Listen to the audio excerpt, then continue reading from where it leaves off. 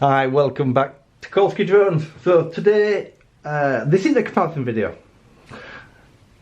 This is more like what you'd pick out of the two drones I've got on the table. So I've got the Hubsan Zino and the Fimi A3. We've never been in a better position or a cheaper position to go buy a drone to get into camera photography.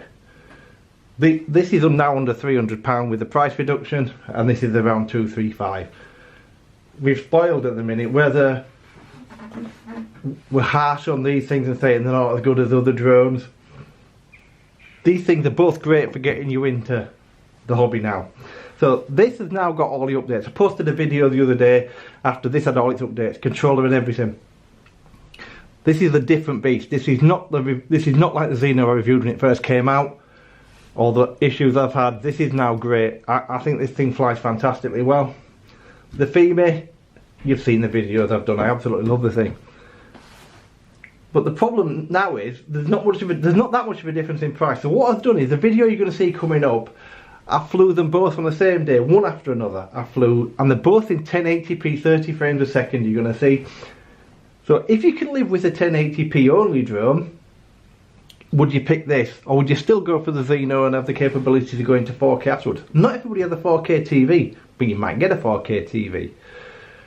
So this is really a quick to make your mind up which one you'd rather buy, or would you rather buy any of these? Would you still rather go for the Spark? So the Zino has 4K, 2.7 and 4K, massive advantage, and it now films something like, I think my camera's now acceptable. This is not DJI Mavic. It's not as good as a Mavic, and it's not got the picture quality of a Mavic or the Autel Evo or all the other type of drones that you've probably seen on my channel. However, this thing is great now. For the money, I think this is fantastic, and it's now at a price point. I don't know whether they're going to keep this price point. I've heard a rumour that they're not, that it's just a special offer. But if they could keep the price point at under 300, then this would be a great drone.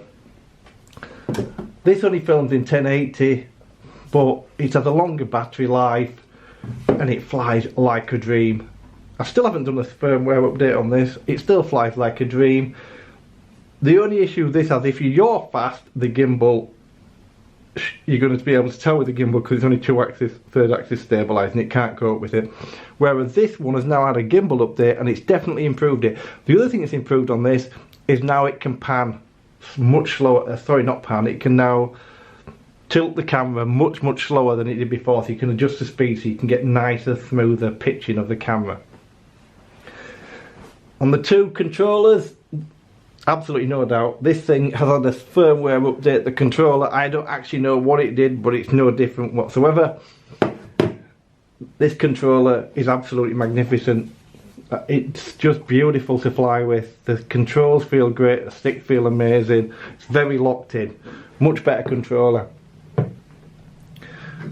So it's like I said, I'm not saying buy this over this or buy this over this. That's not this type of video. This is saying that at the minute we're a bit spoilt for choice. And we've never been in this situation. We've also got the Fimi X8 SE, which I'll have eventually if I can ever get hold of one. And that's 4K for under £400, foldable, still well under DJI's price. And don't get me wrong, these are not going to compare to DJI's. None of them do. I don't really. I've seen videos comparing the Fimi X8 to a Mavic Pro. I still prefer the Mavic Pro all day long because of all the different features it's got, and it's got precision landing and all the rest of the stuff. But you pay a premium for these items. So these two are great entry level. So the reason we only recorded in 1080 was to make it fair, because this one's only got a 1080p camera. I filmed in a very poor day. It was horrible yesterday when I went out. I managed to miss the rain, but the wind had died right down.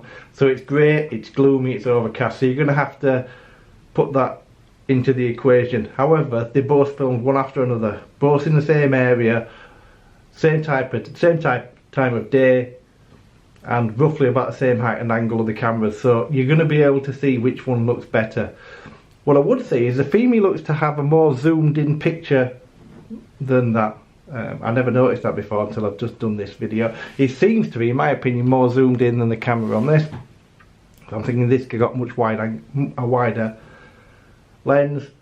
And I'm not going to say to you which video I prefer. I want you to tell me in the comments what you think looks best.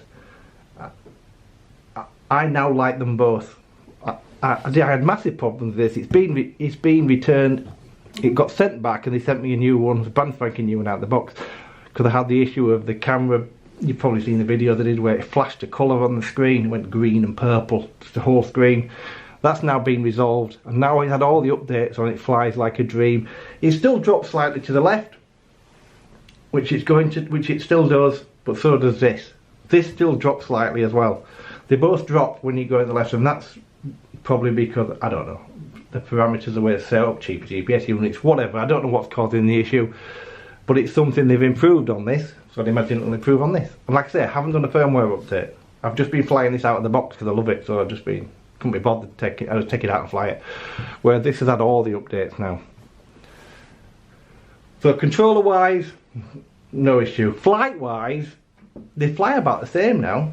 It didn't. This had major issues with it. And if you've seen, if you haven't seen the issues I've been having, watch my other videos and watch a video I put up the other day of it with the firmware update. It was drifting a lot. That's now nowhere near as bad. Still got slight drifting because it's got no sensors, but neither has this got sensors. This seems a little bit more stable in the hover. But the video today is just so you can see what you can get for your money. It really is a good time to buy a camera drone at the minute. It's never been a better time, and hopefully now more people are going to get into this. MJX, I believe, are having one with a gimbal. That can only be great news for the hobby, not bad news. It's going to force DJI to either make a cheaper drone or drop the prices of the ones they've got, or are they going to make a new entry-level drone to replace a Spark? We'll wait and see what happens, but I can't see that being any time in the next few months. So certainly these drones that are out at the minute are going to have the market at the minute. So like I say, the Zino out of the box is probably not going to have all these firmware upgrades. I don't know. So if you buy one that's on the shelf now, it certainly won't have. It's not that big a job. There's loads of videos, people showing you how to do it. I don't recommend using the Hubsan ones. I recommend you checking out QC Guy. He used to be, I think it was QC Hubsan Support. He's now called the QC Guy. Check out his channel, he's fantastic. It's mainly based on this, but he's also been doing the Fimi X8 of late, and his video, The True, he's real. He tells it how it is. I didn't do the firmware update on this till I watched his video. That's how confident I am that he gets it right. And to be fair, since then he's been right, and I agree with everything he said in his video. So for the money, it's now fantastic. This came out at a fantastic price as it is. Batteries are now available to get hold of easily, so you haven't got an issue getting hold of batteries. I've now had quite a lot of flights in this, and I can tell you I've had not one issue with it. The only issue I ever have is the fact that there's glare on the screen, and I can do nothing about that. And if I'm being totally honest, I probably prefer the picture on the app. So I do prefer the apps, but this is 5.8, so I have better signal, but I still lose it a bit because this screen isn't the best. I get glitching a lot. So I probably still would prefer, to be honest, the app control, because at least on the app control I don't seem to have any issues with mine. Touch wood, blinking in and out, losing signal. So I prefer the app because I prefer the really sharp picture I get on the screen. With this thing you struggle a little bit. I have flown this with goggles and it makes a massive difference, but then you need a spotter. But you can connect another monitor up to this, so you can connect a monitor if you wanted, or goggles, by doing this up and putting another monitor onto here, which is might be a better way of doing it. It's probably because this screen quite low resolution. So I've gone on a lot longer than I expected to do. So thanks ever so much for watching. Enjoy the video that's coming up, and let me know in the comments what you think. Do you think this looks better than this, or this looks better than this at 1080? You tell me. Once again, thanks for watching. Have a fantastic day.